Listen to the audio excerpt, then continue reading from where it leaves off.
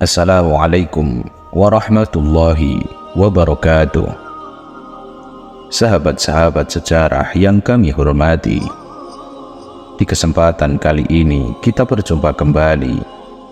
Pada kali ini kami akan membagikan konten tentang biografi salah seorang tokoh pendiri NU dan sekaligus pendiri Pondok Pesantren Kedunglo Kediri.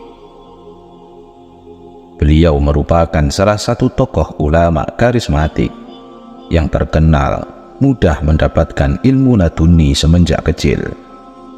Beliau juga termasuk salah satu murid dari Syekhona Muhammad Khalil Bangkalan Madura, dan beliau juga termasuk salah satu kiai yang berjuang dalam mendirikan Jam'iyah Nahdlatul Ulama dengan menjabat sebagai mustasyar PBNU kala itu.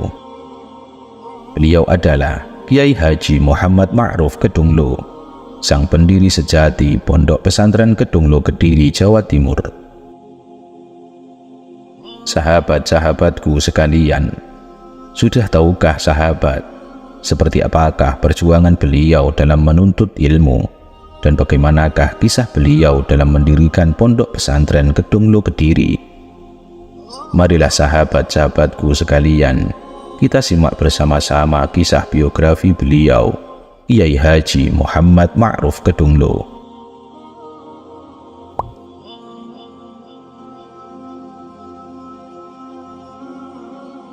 Ketinggian ilmu Kiai Haji Muhammad Ma'ruf Kedunglo diakui ulama se-Jawa serta Madura. Beliau salah satu ulama yang terpilih menjadi mustasyar atau penasehat pengurus besar Jam'iyah Nahdlatul Ulama saat NU didirikan. Beliau dikenal sosok ulama yang memiliki karomah mustajab doanya. Di acara Muktamar NU, tak jarang beliau diminta untuk membacakan doa untuk kemanfaatan Jam'iyah Nahdlatul Ulama, agama dan bangsa.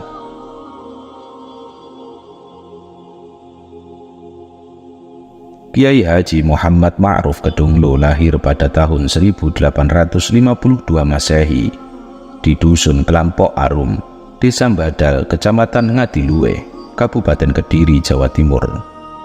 Beliau adalah putra Kiai Abdul Majid, ulama karismatik yang menjadi pendiri pesantren Kelampok Arum, selatan Masjid Badal. Kiai Abdul Majid merupakan ulama ahli tirakat dan riyadhah, sehingga tidak heran apabila putra-putranya menjadi seorang yang ditokohkan di masyarakat.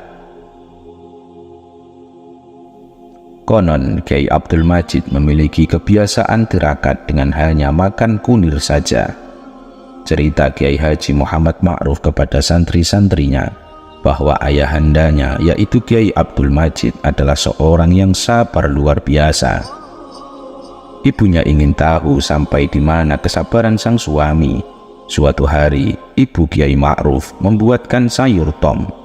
Sayur tom adalah sayur yang rasanya sangat pahit, dan apabila sayur tersebut digosokkan di kambing yang cacingan, seketika cacingnya mati.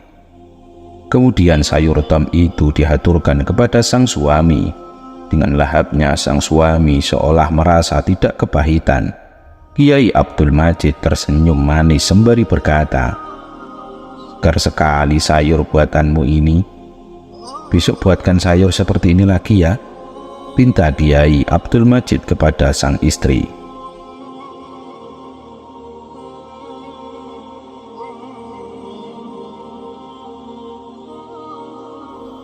Kiai Haji Muhammad Ma'ruf merupakan anak ke-9 dari 10 bersaudara. 10 anak tersebut diantaranya adalah Nyai Bulkijah, Kiai Haji Muhajir, Kiai Ikram, Kiai Rahmat, Kiai Abdul Alim, Kiai Jamal, Nyai Muntakin, Kiai Abdullah, Kiai Haji Muhammad Ma'ruf, Nyai Suratun.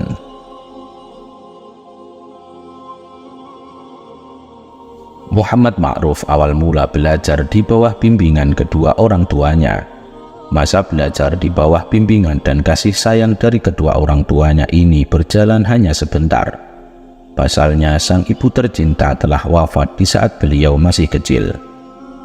Kemudian tidak lama berselang dari kewafatan ibunya, sang ayah Kiai Abdul Majid wafat juga. Akhirnya Kiai Haji Muhammad Ma'ruf yatim piatu yang diasuh kakak perempuan sulungnya, yakni Nyai Bulkijah.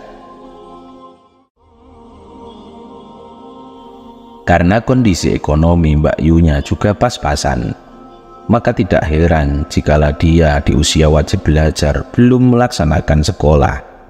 Muhammad Ma'ruf hanya belajar mengaji Al-Quran yang diajari sendiri oleh kakak sulungnya Nyai Bulkijah. Di masa awal-awal mengasuh membimbing Muhammad Ma'ruf kecil, Nyai Bulkijah banyak keluh kesahnya sebab Muhammad Ma'ruf tidak bisa-bisa untuk membaca Al-Quran. Akhirnya Nyai Bulkijah menyarankan Muhammad Ma'ruf untuk istiqomah puasa Senin dan Kamis supaya hatinya terbuka dengan hidayah Allah Subhanahu wa Ta'ala. Perintah sang kakak tercinta itu pun dilaksanakan Ma'ruf dengan senang hati. Tidak lama setelah menjalankan puasa sunnah Senin dan Kamis, beliau bermimpi seekor ikan emas meloncat masuk ke dalam mulutnya. Sejak saat itulah beliau langsung bisa membaca Al-Quran sampai khatam. Kemudian beliau menemui kakaknya Nyai Bulkijah dan mengatakan, "Mbak Yu, saya sudah khatam Al-Quran." Dilaporkan demikian, kakaknya pun kaget dan tidak percaya. Kakaknya pun mengatakan, "Kemarin saya ajari masih belum bisa, sekarang kok sudah khatam membaca Al-Quran?" Muhammad Ma'ruf kemudian berkata, "Kalau tidak percaya saya yang membaca dan sampean saja yang nyimak, bagaimana?" Muhammad Ma'ruf kemudian membaca Al-Quran dan ternyata dia bisa dengan baik membaca Al-Quran.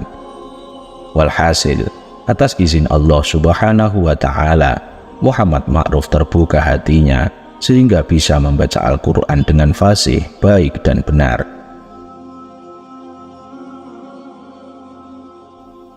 Tentu dengan kemajuan dan perkembangan Muhammad Ma'ruf yang begitu memuaskan, membuat sang kakak bahagia penuh dengan kekaguman. Setelah mendapatkan bimbingan dan arahan dasar ilmu agama dari Nyai Bulkijah, kemudian Muhammad Ma'ruf menuntut ilmu agama di beberapa pesantren. Di antaranya yaitu pesantren Cepoko Nganjuk, Jawa Timur. Setelah Muhammad Ma'ruf mendapatkan bimbingan ilmu dasar agama seperti halnya membaca Al-Quran, kemudian beliau belajar ilmu agama di pesantren yang berada di daerah Cepoko Nganjuk di bawah asuhan Kiai Moh selama 7 tahun. Saat Muhammad Ma'ruf nyantri di pesantren Cepoko ini, beliau tempuh dengan berjalan kaki karena kondisi ekonominya saat itu memprihatinkan. Dan saat nyantri di pesantren Cepoko ini, Muhammad Ma'ruf hidup penuh tirakat dan riyadhah. Tak jarang beliau makan hanya seminggu sekali, tepatnya ketika hari Jumat telah tiba. Itu pun makanannya dari sisa-sisa intip. Intip adalah nasi hangus yang masih melekat di panci dan tidak dimakan oleh pemiliknya. Untuk mengganjal perutnya, beliau tak jarang memakan buah pace yang beliau tanam sendiri di lingkungan pesantren. Pernah juga beliau mengajak kakaknya mengemis ke desa-desa untuk biaya mondok dan hidup selama di pondok. Terkadang juga Muhammad Ma'ruf bekerja di ladang orang untuk memanjat kelapa dengan upah 1 butir kelapa. Karena kasihan dan iba yang mendalam kepada Muhammad Ma'ruf, suatu ketika pemilik ladang kelapa memberikan sebagian ladangnya kepada Muhammad Ma'ruf untuk ditanami kelapa sendiri agar hasilnya nanti bisa dibuat bekal dan biaya selama menuntut ilmu di pesantren. Untuk menghilangkan rasa lapar karena jarang makan, Muhammad Ma'ruf sampai menyumpahi perut dan mulutnya setiap hari Jumat di dekat belumbang atau kolam buatan beliau sendiri. Ma'ruf mengatakan kepada perutnya, "Hai perut, jangan minta makan jika belum hari Jumat tiba. Hai mulut, jangan minta minum jika belum hari Jumat tiba." Beliau makan dan minum sepuasnya jika hari Jumat. Setelah makan dan minum, beliau menyumpahi duburnya, "Hai dubur, jangan kentat-kentut jika belum hari Jumat tiba ya.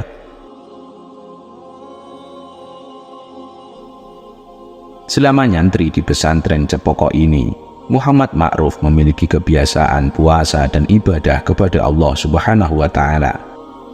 Oleh karena itulah Allah menganugerahkan kepada beliau sebuah ilmu laduni di bidang ilmu fikih, yang mana hal itu bermula dari mimpi, yang dalam mimpinya beliau mengajar kitab kuning di pondok.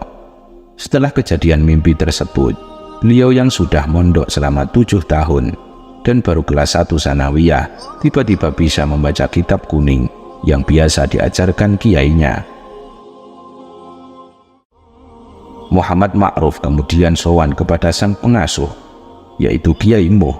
Kemudian beliau menceritakan bahwa dirinya telah mendapat ilmu laduni dan bisa membaca sebuah kitab. Tanpa pikir panjang, kemudian Kiai Moh mengumumkan kepada seluruh santrinya kalau besok beliau tidak mengajar, yang mengajar adalah Muhammad Ma'ruf dari Kediri. Mendengar pengumuman tersebut, seluruh santri meremehkan Muhammad Ma'ruf, terlebih santri senior yang memang tidak senang dengan beliau, sehingga muncul ucapan, "Mondok nembe tamat, kok arepe ngorek, nggak juli kiai." Keesokan harinya Muhammad Ma'ruf memukul kentongan sebagai pertanda pengajian akan dimulai.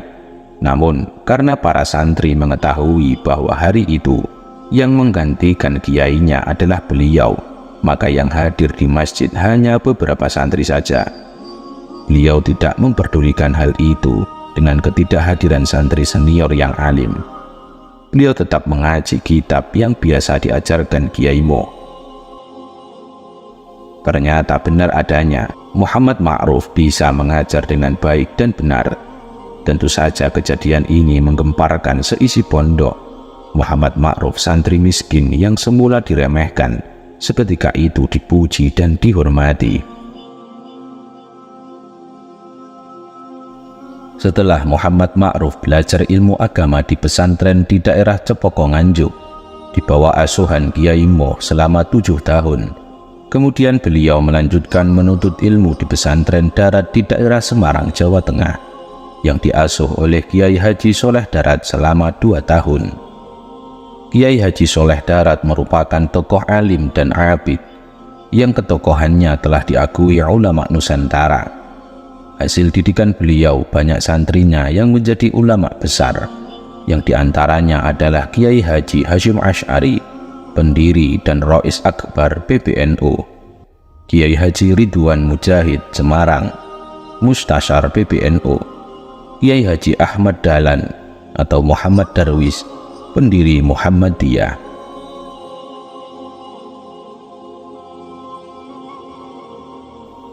Setelah Muhammad Ma'ruf belajar menuntut ilmu di pesantren darat di daerah Semarang, Jawa Tengah di bawah asuhan Kiai Haji Soleh Darat selama 2 tahun, kemudian beliau menuntut ilmu ke pesantren Langitan Tuban di bawah kepengasuhan Kiai Haji Soleh Langitan selama 1 tahun. Dalam perjalanan menuju pesantren yang beliau tempuh dengan berjalan kaki, tak jarang di tengah perjalanan beliau dihadang para perampok. Namun atas izin Allah Subhanahu wa Ta'ala, dengan perantara beliau memiliki ilmu panglimunan, para perampok tidak bisa melihat Muhammad Ma'ruf yang berada di hadapannya.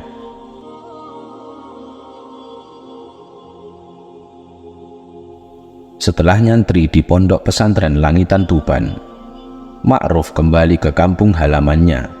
Saat itu usia beliau sudah memasuki 30 tahun. Dan setelah beliau belajar di pesantren Langitan Tuban itulah beliau bermukim di rumah.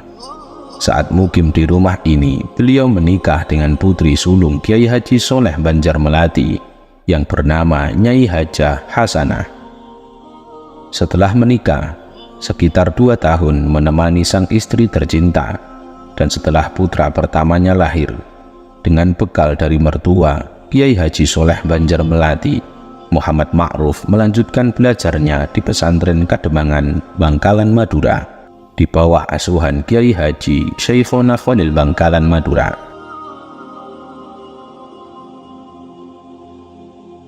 Di masa itu nama Syekhuna Khalil Bangkalan merupakan seorang wali karismatik. Konon, Muhammad Ma'ruf menuju pesantren Kademangan saat melalui Laut Madura dengan berenang.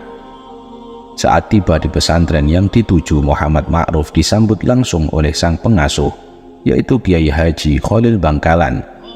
Kemudian Kiai Haji Khalil Bangkalan pun berkata kepadanya, "Hai anak Jawang, tampaknya kamu lapar.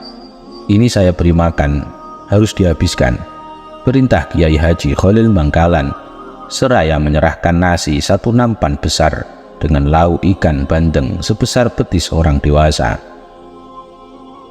"Nggih Kiai," jawab Muhammad Ma'ruf. Muhammad Ma'ruf pun memulai makan yang porsinya untuk beberapa orang dengan niat menyerap ilmu Kiai Haji Khalil Bangkalan yang terkenal wali itu.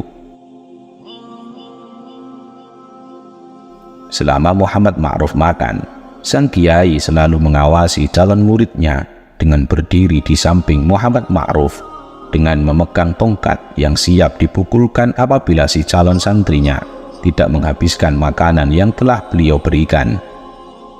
Santri Muhammad Ma'ruf yang sejak dahulu sudah terbiasa dengan hidup lapar dan terbiasa puasa merasa tidak mampu menghabiskan nasi sebanyak itu. Namun, karena beliau memiliki doa mujarab yang membuat perut tidak bisa merasa kenyang meskipun telah dimasuki berapapun makanan yang masuk pada perut yang beliau baca sebelum makan.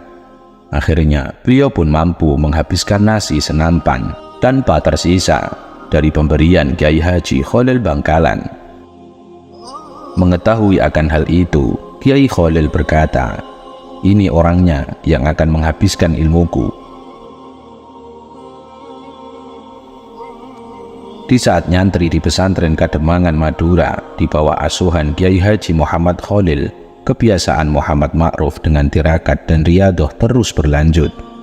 Dan saat nyantri di pesantren ini, Muhammad Ma'ruf memiliki kebiasaan baru dengan berziarah ke makam-makam keramat para aulia se-Madura. Di makam tersebut, beliau bukan sekadar ziarah biasa, namun makamnya disowani dan ditirakati sehingga beliau bisa berbincang-bincang langsung dengan si penghuni makam. Tujuan beliau riyadhah di makam-makam tersebut adalah beliau berkeinginan memiliki ilmu seluas bumi dan langit tanpa harus belajar. Artinya beliau ingin mendapat sebuah ilmu laduni.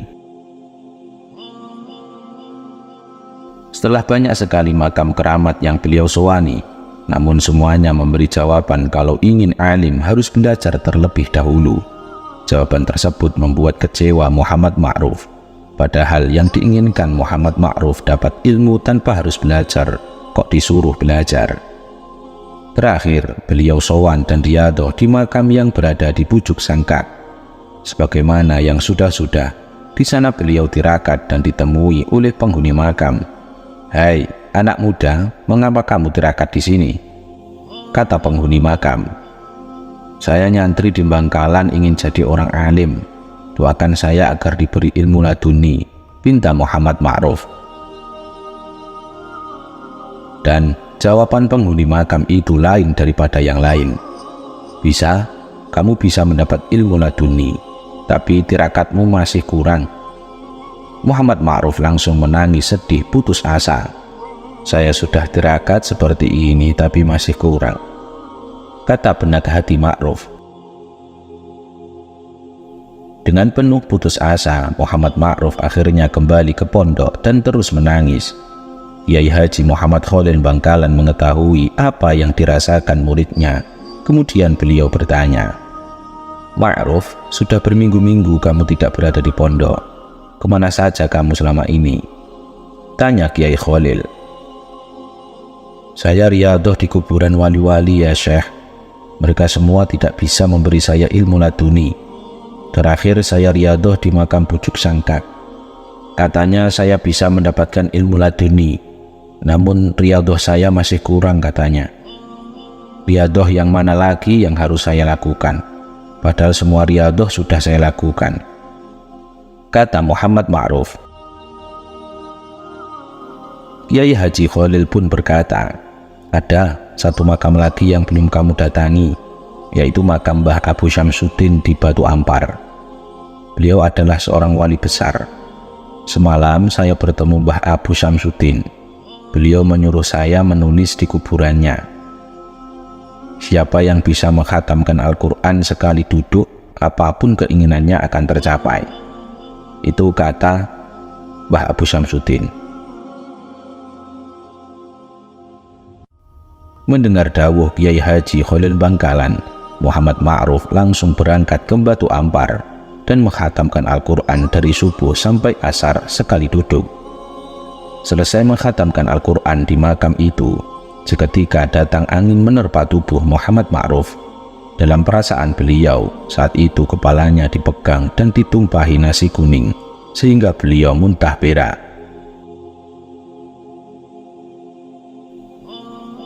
Setelah pulang riyadoh di makam Mbah Abu Syamsuddin Batu Ampar, segala kitab yang diajarkan Kiai Haji Khalil Bangkalan beliau kuasai dengan baik dan benar secara mendalam. Walhasil, tercapailah sudah keinginan Muhammad Ma'ruf untuk memiliki ilmu yang luas tanpa melalui proses belajar.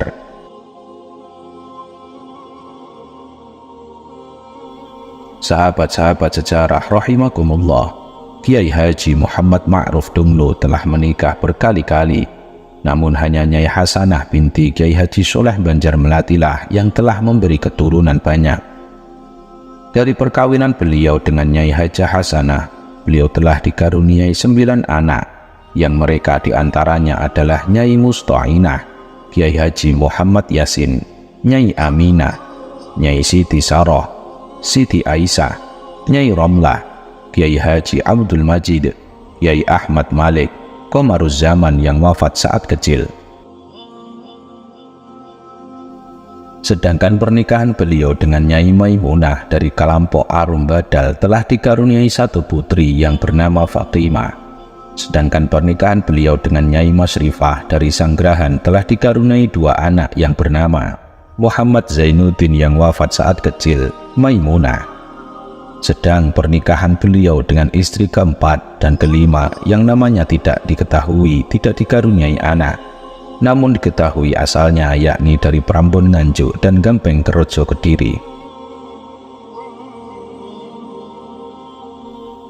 Kiai Haji Muhammad Ma'ruf dalam mendidik putra-putrinya sangatlah keras dan disiplin. Oleh karenanya beliau menangani sendiri pendidikan putra-putrinya. Beliau sangat menekankan kepada putra-putrinya untuk selalu membaca sholawat, yaitu Shallallahu Ala Muhammad. Tak terkecuali kepada putra beliau yang baru bisa bicara dan masih jendal, juga beliau wajibkan membaca sholawat sebanyak 100 kali. Sedangkan bagi putranya yang sudah lancar bicara harus membaca sholawat sebanyak 1000 kali, dan 10.000 kali bagi yang sudah balik.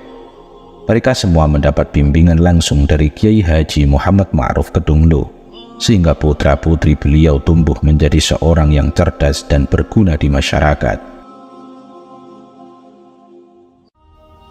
Sebagai langkah untuk mendekatkan hubungan batin antara ayah, anak, juga cucu, Kiai Haji Muhammad Ma'ruf Kedunglo sering sekali mendongeng putra-putrinya dan cucu-cucunya kisah-kisah teladan sebelum tidur. Beliau juga mengajari doa-doa menjelang tidur. Namun setelah istri tercinta Nyai Hajah Hasinah binti Kiai Haji Soleh Banjar Melati wafat dan Kiai Haji Muhammad Ma'ruf menikah lagi, seakan ada jarak antara ayah dan anak. Konon putra dan putri beliau tidak berani mendekat kalau tidak dipanggil. Lebih-lebih Kiai Haji Muhammad Ma'ruf pernah berpesan kepada Mbah Rupai, yaitu santri kesayangannya, apabila para putranya menginginkan sesuatu agar disampaikan melalui Mbah Rupai. Sehingga apabila putra beliau meminta uang, Mbah Rupai lah yang diminta tolong agar menyampaikan kepada ayahnya, dan melalui Mbah Rupai para putra mendapatkan uang. Hanya 1 putra beliau yang tidak pernah meminta tolong kepada Mbah Rupai untuk meminta sesuatu kepada sang ayah. Beliau adalah Agus Abdul Majid, yang kelak adalah disebut Kiai Haji Abdul Majid, pendiri Sholawat Wahidiyah.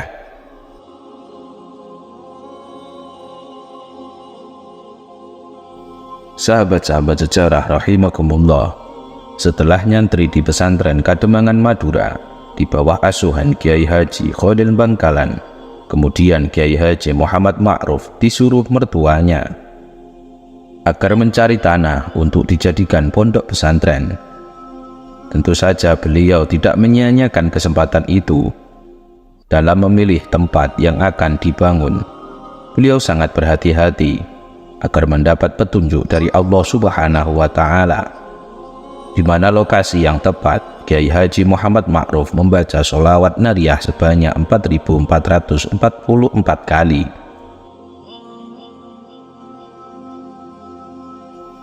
Akhirnya beliau mendapatkan petunjuk untuk dibangun sebuah pesantren di sebelah barat Sungai Brantas di antara dua jembatan kembar.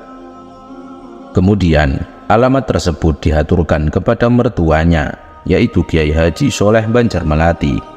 Namun mertua dan semua orang kurang setuju dengan tanah pilihan Kiai Haji Muhammad Ma'ruf yang dikenal dengan tanah Supit Urang, yaitu tanah yang berwujud perairan semacam danau atau rawa tidak berupa daratan. Kiai Haji Muhammad Ma'ruf tetap pada pendiriannya, yaitu memilih tanah tersebut dengan mengungkapkan beberapa alasan dan keistimewaan.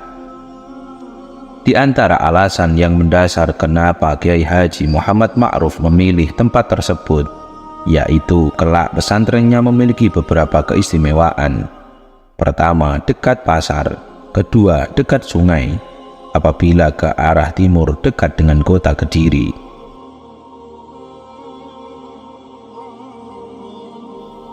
Dan akhirnya alasan yang disampaikan Kiai Haji Muhammad Ma'ruf diterima. Kemudian tanah yang telah dipilih beliau tersebut dibeli mertuanya, Kiai Haji Soleh Banjarmelati, dan diberikan kepadanya untuk didirikan pesantren. Pesantren itu diberi nama Kedunglo. Nama Kedunglo berasal dari keadaan tanah yang waktu itu berupa kedung, semacam danau, dan di sana terdapat pohon lo yang besar. Sehingga dari nama Kedunglo ini, Kiai Haji Muhammad Ma'ruf lebih dikenal dengan nama Kiai Haji Muhammad Ma'ruf Kedunglo. Setelah tanah tersebut dibeli, kemudian didirikanlah sebuah pesantren pada tahun 1901 yang bertempat di sebelah utara, yang kini lokasi Miladiyah.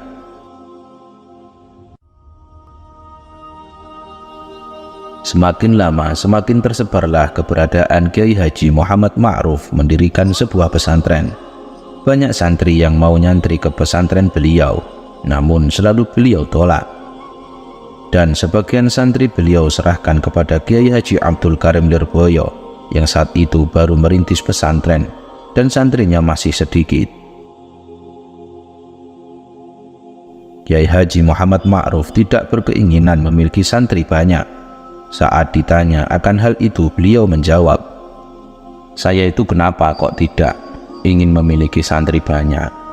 Pertama, di samping repot, kalau memiliki santri banyak, pondok ini menjadi kotor.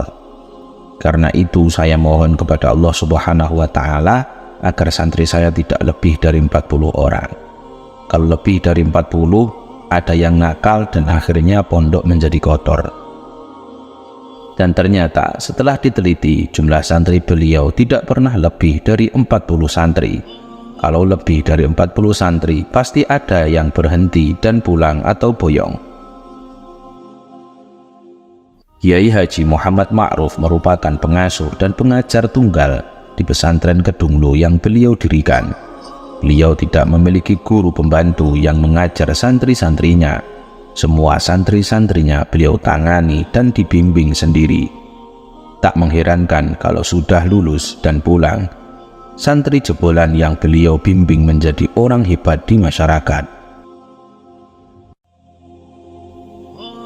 Di antara santri lulusan pesantren Kedunglo di bawah bimbingan Kiai Haji Muhammad Ma'ruf yang menjadi ulama yang alim seperti halnya Kiai Haji Dalharwatu Congol Magelang, Kiai Haji Abdul Karim atau Kiai Manap Lirboyo. Konon meskipun beliau memiliki banyak santri, masih ngaji tabarukan kepada Kiai Haji Muhammad Ma'ruf Kedunglo, Kiai Haji Musyafa Kaliwungu Kendal, Kiai Haji Dimyati Termas Jawa Timur, Kiai Haji Marzuki Solo Jawa Tengah, Kiai Bisri Mustafa Rembang Jawa Tengah.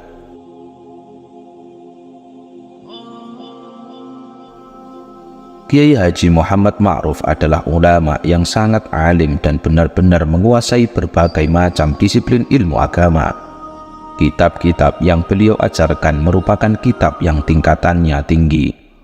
Cara beliau mengajar semisal mengajar Alfiyah Ibnu Malik, di samping mengajar syarahnya, juga membahas ilmu balaghahnya, sehingga di dalam satu mata pelajaran bisa meluas terdapat mata pelajaran yang lain yang masih ada kerkaitannya dengan fan yang sedang dijelaskan. Kiai Haji Muhammad Ma'ruf Kedunglo sangatlah perhatian kepada seluruh santri tanpa terkecuali. Beliau sendiri yang mendidik sehingga si santri menjadi orang kedekatan beliau.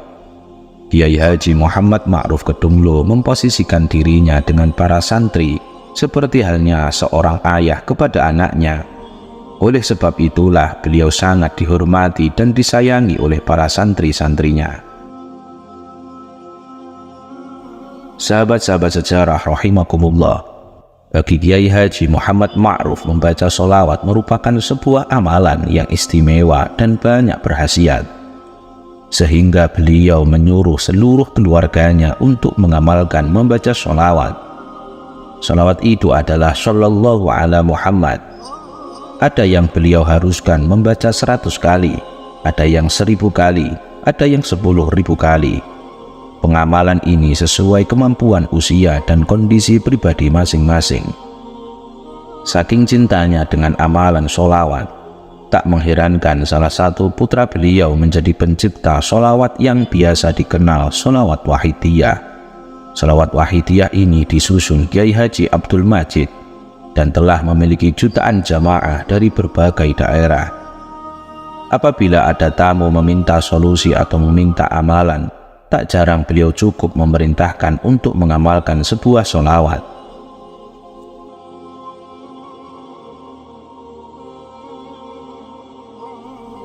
Sahabat-sahabat sejarah rahimakumullah, perjuangan Kiai Haji Muhammad Ma'ruf Kedunglo untuk negara Indonesia dalam rangka mengusir para penjajah sungguh sangatlah besar. Hal tersebut sangatlah nampak di saat pertempuran 10 November pada tahun 1945 di Surabaya yang sedang berkecamuk. Bersama Mayor Hizbullah Mahfud, beliau turut ke medan peperangan, meskipun berada di garis belakang sebagai tukang doanya. Berkat doa Kiai Haji Muhammad Ma'ruf, tak jarang bom yang meledak berubah menjadi butiran-butiran kacang hijau. Hal ini diriwayatkan oleh murid-murid beliau yang ikut berperang. Para santri dan tentara yang ikut berjuang kebal dari berbagai senjata setelah diasmai oleh beliau. Cara beliau Kiai Haji Muhammad Ma'ruf Kedunglo mengisi kekebalan pasukan tergolong unik. Caranya setelah pasukan dibariskan, Kiai Haji Muhammad Ma'ruf menyuruh mereka agar minum air jeding atau air kolam di utara serambi masjid. Selanjutnya beliau berdoa yang diamini pasukan pejuang. Di antara doanya adalah Allahumma salimna minal bom wal bunduk wa bedil wa martil wa uddata hayatina. Doa beliau yang kedengarannya nyeleneh ternyata sangatlah manjur dan ampuh. Hal ini terbukti pada semua tentara yang sudah beliau isi, kebal terhadap semua senjata api. Di saat Gus Nawawi dari Jombang bertempur, punggungnya terkena martil. Namun beliau tidak apa-apa, hanya saja punggungnya ngecap martil sebesar ontong pisang. Demikian pula Kiai Hamzah bersama Kiai Haji Muhammad Ma'ruf yang juga mengikuti pertempuran di Surabaya. Dikabarkan kakinya terkena bom, namun tidak apa-apa.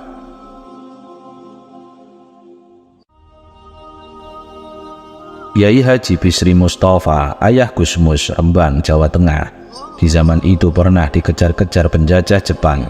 Kemudian beliau lari ke Kedunglo meminta perlindungan kepada Kiai Haji Muhammad Ma'ruf. Kemudian beliau mengijazahi sebuah doa, setelah diamalkan Kiai Bisri selamat dari incaran penjajah Jepang. Berkat jasa Kiai Haji Muhammad Ma'ruf Kedunglo, Kiai Bisri Mustafa mewasiatkan kepada anak cucunya agar terus mengamalkan doa pemberian Kiai Haji Muhammad Ma'ruf. Doa tersebut oleh Kiai Haji Bisri Mustafa diabadikan dalam buku terjemah Burdah. Sahabat-sahabat sekalian, pada tahun 1926 Masehi, Kiai Haji Muhammad Ma'ruf ikut berkecimpung dalam organisasi kemasyarakatan sebab diajak oleh sahabatnya Kiai Haji Hasyim Asy'ari Tebuireng Jombang, yang pada saat itu akan mendirikan organisasi Islam yang bernama Jam'iyah Nahdlatul Ulama. Maka setelah NU berdiri, Kiai Haji Muhammad Ma'ruf di jajaran kepengurusan besar Nahdlatul Ulama PBNU mendapat jabatan menjadi anggota Dewan Mustasyar bersama ulama-ulama lain seperti halnya Kiai Haji Raden Asnawi, Kiai Haji Raden Hambali, Kiai Haji Ridwan Mujahid, dan Syekh Al-Hunaim Al-Misri. Sedangkan Kiai Haji Hasyim Asy'ari menjabat sebagai Rais Akbar PBNU. Kiai Haji Muhammad Ma'ruf di jajaran Nahdlatul Ulama sendiri menjadi ulama yang terkenal mujarab doanya. Beliau sering sekali diminta untuk membacakan doa di beberapa muktamar NU yang dihadiri oleh beliau. Beliau juga ulama yang ahli hikmah. Sewaktu Indonesia sedang dalam kegentingan sebab jajahan Belanda, banyak pejuang yang datang ke rumah beliau dan minta didoakan supaya dapat selamat. Di tahun 1918 Masehi, Kiai Haji Muhammad Ma'ruf Kedunglo naik haji untuk yang kedua kalinya, yang saat ini disertai dengan istri tercintanya yaitu Hajah Hasanah, yang saat itu sedang mengandung putra ketujuhnya. Karena naik haji pada masa itu ditempuh dalam waktu setengah tahun lebih, maka terlahirlah bayi laki-laki yang tampan dan sehat di tempat mulia dan barokah itu. Kemudian Kiai Haji Muhammad Ma'ruf Kedunglo memberi nama bayi itu dengan nama Abdul Najib. Setiap memasuki jam 12 malam, Kiai Haji Muhammad Ma'ruf menggendong bayinya ke Baitullah di bawah talang emas. Di sana beliau berdoa agar bayi dalam gendongannya kelak menjadi orang besar yang soleh. Selama berada di Makkah, Agus Majid yang juga dikhitan di sana akan diadopsi oleh salah satu ulama Makkah. Namun Nyai Hasanah tidak berkenan sehingga Agus Majid tetap berada dalam asuhan kedua orang tuanya di Kedunglo Kediri. Kiai Haji Muhammad Ma'ruf Kedunglo dikenal sebagai pribadi yang keras. Sifat ini temurun kepada cucunya, Kiai Haji Abdul Latif Majid. Apabila Kiai Haji Muhammad Ma'ruf Kedunglo sedang marah dan sempat mengeluarkan kata-kata celaka, maka orang yang dimarahi akan betulan celaka. Karakter yang keras ini barangkali disebabkan semenjak kecil beliau sudah yatim piatu dan kurang kasih sayang dari kedua orang tuanya. Lebih-lebih di saat bertahan hidup, beliau harus bekerja keras dibarengi tirakat, sehingga dapat dipastikan beliau lebih banyak hidup berlapar-lapar daripada tidak. Di antara kebiasaan mulia Kiai Haji Muhammad Ma'ruf adalah bersilaturahmi. Oleh karenanya beliau sering meninggalkan pondok Kedunglo untuk mengunjungi sahabat-sahabatnya, murid-muridnya, bahkan orang-orang biasa dalam jangka waktu yang lama. Beliau sosok yang terbuka. Segala peristiwa yang beliau alami hampir semua beliau ceritakan kepada keluarga dan murid-murid kesayangannya tentang perjalanan hidupnya dari yang sifatnya umum sampai yang pribadi. Kiai Haji Muhammad Ma'ruf Kedunglo juga ulama yang sangat dermawan. Dermawan dari segi memberi harta maupun doa-doa. Dapat dipastikan semua orang yang meminta harta maupun doa kepada beliau tidak pernah beliau tolak. Pernah beliau memberi ongkos kepada orang yang ingin pergi haji, padahal saat itu putra beliau Gus Abdul Majid berada dalam kemiskinan. Saat ditanya mengapa uang untuk ongkos naik haji tidak diberikan saja kepada putranya, yaitu Gus Majid, Kiai Haji Muhammad Ma'ruf pun mengatakan, kalau Majid itu anak soleh. Dia sudah ditanggung langsung oleh Allah Subhanahu wa Ta'ala. Para tamu yang kelaparan, beliau beri makanan sehingga kenyang. Yang pasti siapapun yang pernah hidup di zaman beliau dan meminta tolong kepada beliau akan merasakan betapa beliau seorang yang sangat menghargai dan menghormati pada sesama.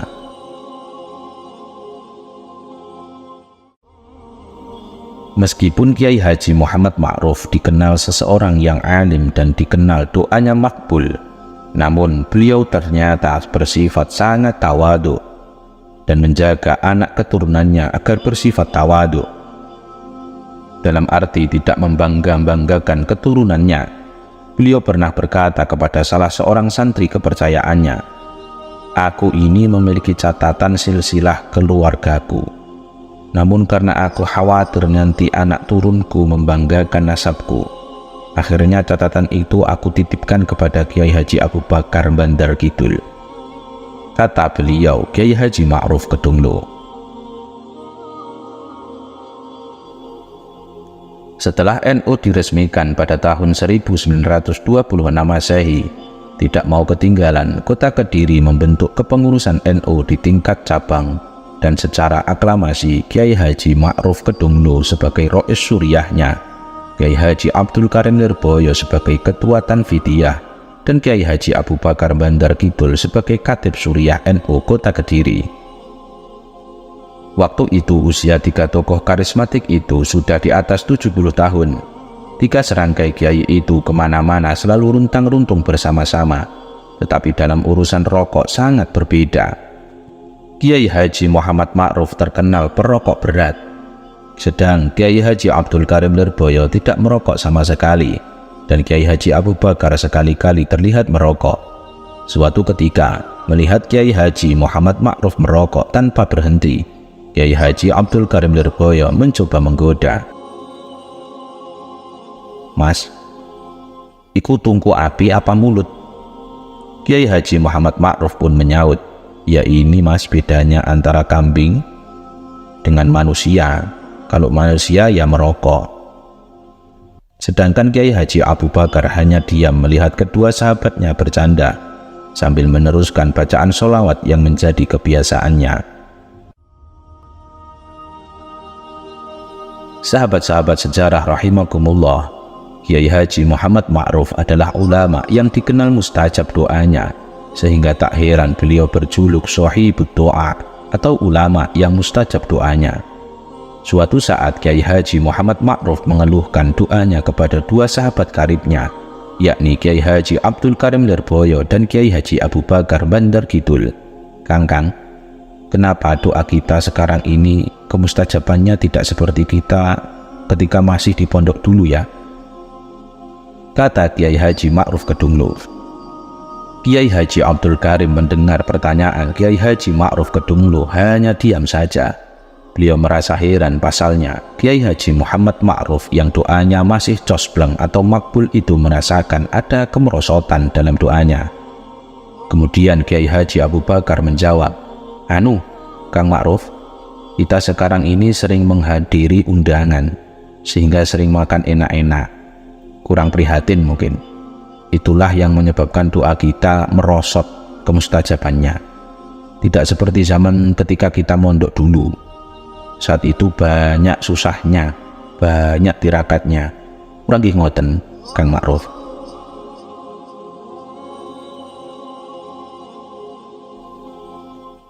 Kiai Haji Muhammad Ma'ruf Kedunglo merupakan ulama karismatik penuh karomah. Di antara karomah-karomah yang dimiliki oleh beliau adalah berjalan di atas air tanpa basah. Kisah ini diriwayatkan dari Ibu Nurul Ismah, dari Bapak Parti, dari Kiai Ridwan.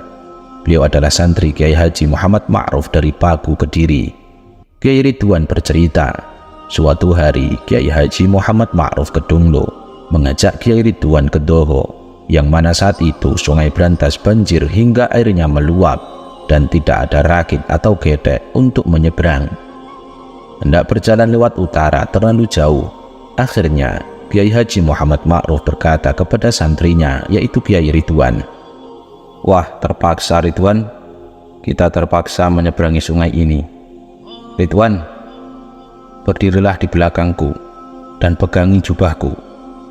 Kemudian dua orang tersebut berjalan di atas permukaan sungai sehingga tiba di tepi sebelah timur.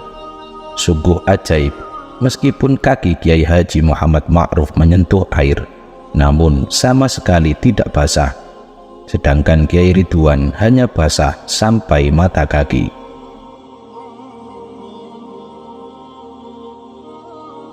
Karomah yang kedua, mengirim surat lewat sungai.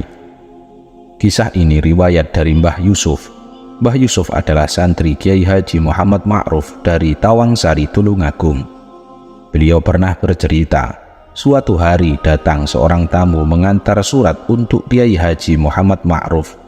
Sepeninggal tamu itu, beliau membalas surat dengan menyuruh salah satu santrinya agar menghanyutkan surat itu ke Sungai Berantas. Mendapat perintah aneh, si santri berkata, "Kok dipun galekaken teng sungai to, Yai?" "Wis talah, kerjakno wae perintahku," kata Kiai Haji Muhammad Ma'ruf. Meskipun tidak mengerti, si murid itu melaksanakan perintah Kiai Haji Muhammad Ma'ruf dengan memasukkan surat ke dalam sungai. Sungguh ajaib, begitu surat itu diletakkan di atas air, surat itu berjalan di atas permukaan air. Lebih aneh lagi, surat itu berjalan melawan arus sungai. Akhirnya surat tersebut tiba juga ke alamat yang dituju dalam keadaan utuh, tidak basah apalagi rusak. Karomah yang ketiga, sering sekali didatangi Nabi Khidir alaihi salam. Kisah ini riwayat dari Kiai Baidowi. Beliau pernah bercerita, dahulu kala di saat Kiai Haji Muhammad Ma'ruf masih hidup, Nabi Khidir sering datang ke Kedunglo untuk menemui Kiai Haji Muhammad Ma'ruf. Nabi Khidir juga sering sekali bermalam di panggung utara di rumah Kiai Haji Muhammad Ma'ruf. Karomah yang keempat, mengirim surat setelah wafat. Kisah ini diriwayatkan dari Kiai Mahsun dari Mojo Kediri, salah satu santri Kiai Haji Muhammad Ma'ruf. Beliau pernah bercerita, setelah Kiai Haji Muhammad Ma'ruf wafat, saya nyantri di pondok lain. Ibu saya bingung, ditinggal saya. Mau disuruh pulang, namun si ibu tidak mengetahui kemana perginya. Akhirnya ibu saya mujahadah di makam Kiai Haji Muhammad Ma'ruf. "Mbah Ma'ruf, tolong kembalikan putra saya," ratap sedih sang ibu di depan makam. Di pondok baru itu, tak disangka saya menerima sepucuk surat dari Kiai Haji Muhammad Ma'ruf Kediri yang isinya menyuruh saya pulang. Para pengurus keheranan, lalu surat tersebut dihaturkan kepada kiainya. Barulah mereka tahu ternyata saya pernah menjadi santri Kiai Haji Muhammad Ma'ruf Kedunglo Kediri. Saat Kiai Haji Muhammad Ma'ruf menginjak usia 105 tahun, beliau terserang penyakit sehingga tak mampu untuk menjalankan sholat berjamaah di masjid. Hebatnya lagi, meskipun beliau sakit parah, namun beliau masih memikirkan pembangunan pesantren dan memikirkan sedekah. Sebab selain membaca sholawat, beliau sosok ulama yang gemar bersedekah. Tatkala sakit itu, anaknya pernah bertanya kepada beliau, "Pak, nembe sakit, kok patus arto kagem nopo?" "Yo gawe sedekah tole," jawab beliau. Inna lillahi wa inna ilaihi raji'un. Kiai Haji Muhammad Ma'ruf Kedunglo wafat pada hari Rabu Wage setelah maghrib di bulan Muharram tahun 1375 Hijriah atau 1955 Masehi. Beliau pun dimakamkan di sebelah barat Masjid Kedunglo. Hal ini memang sesuai permintaan atau wasiat beliau sebelum beliau wafat. Sahabat-sahabat sejarah rahimakumullah, demikianlah tadi biografi Kiai Haji Muhammad Ma'ruf Kedunglo Kediri. Semoga dengan menyimak kisah beliau bisa memantapkan kita untuk senantiasa mencintai para alim, para ulama, agar kita selalu mendapatkan keberkahan dari beliau-beliau. Semoga bermanfaat konten-konten yang kami bagikan. Alangkah indahnya bila mana kita menjunjungkan doa kepada beliau Kiai Haji Muhammad Ma'ruf Kedunglo Kediri. Kepada beliau lahul Fatihah. A'udzu billahi minasyaitonir rajim. Bismillahirrahmanirrahim. Alhamdulillahirabbil alamin arrahmanir rahim maliki yaumiddin. Iyyaka na'budu wa iyyaka nasta'in ihdinas siratal mustaqim. Shiratal ladzina an'amta 'alaihim ghairil maghdubi 'alaihim waladdallin. Amin. Wal 'afwu minkum. Assalamu alaikum warahmatullahi wabarakatuh. Sampai jumpa di video-video kami berikutnya.